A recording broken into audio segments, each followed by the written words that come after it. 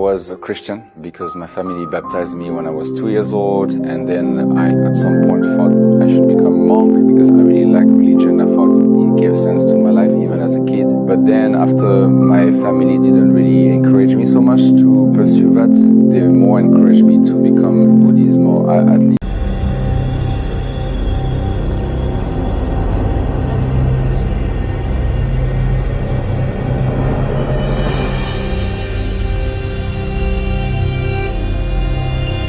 like a Buddhist. So I started to practice meditation, and it really helped me to calm me down and things like that. And then I tried many other type of spirituality like Reiki, which is a type of healing, shamanism. I tried to get interested in all type of religion. So there was a time I was a singer for a couple of years in the Philippines. It was a dream of mine, and I remember very well I was in Hong Kong. I just finished a gig, a concert in a festival, and I played in front of my favorite singer. I met him and he came to my concert, so I felt very humbled. Must be something is not right in my life. I didn't know what it is, but I thought I'm not upon the truth. Suddenly something made me realize I have a good life and everything, but there's something missing. I know I don't live my life the right way. I could not say what it was. So that was the trigger of 1,000 kilometers from the border of Spain towards the west coast of Spain, and it was 1,000 kilometer journey. It took me 30 days. It was a great experience because I started to try to reflect about God. I met a lot of Christians along the way, so I think that was a big event because I was talking to God while walking, and I was asking Him to manifest Himself in my life. I wanted to find Him, and I believe that walking was part of the process. After walking 1,000 kilometers, I really remember very well. So you expect to be a bit more pure and holy, right? So I just arrived in Santiago de Compostela. I attended the ceremony, and there was a Brazilian guy who came towards me with a bicycle, and he kind of like scared me, and I told him an insult in Brazil, and he also replied to me something bad.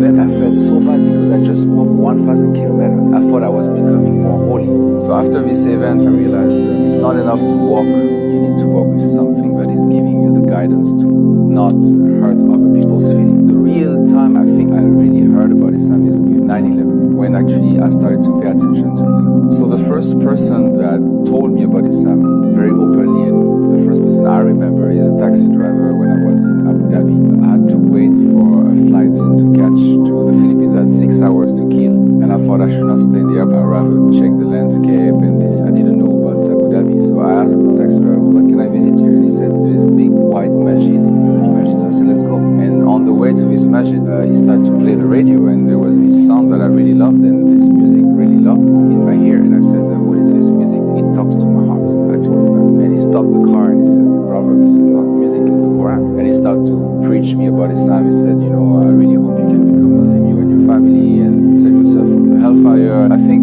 what affected me the most before I become Muslim is to live in the south part of the world, because I'm from the north, I'm from France. My DNA, my race comes from the north, but if you look at the map, you cut it into 90% of the Muslim world is in the south. You have Africa, Middle East, you have Southeast Asia, India, Pakistan, it's all in the south. So because of my work, I travel in all of these countries. I lived in all these countries. So I was in the heart of the world, and the Azan was going on in most of the countries that I visited, and it always made an impact.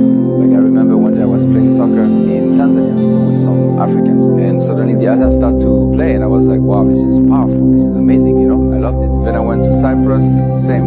Azan was playing in Nicosia, and it impacted me. Like I felt pulled. There are two reasons why I believe that Islam was 100% true. One is just the fact, because the Quran is the word of God, and I realized that, and I never knew that actually a lot of things that has been said in the Quran has been discovered only now, or a few decades ago. I could not believe that actually the Quran proved itself to me that it can only be the word of God. It can only come from God and not the Prophet.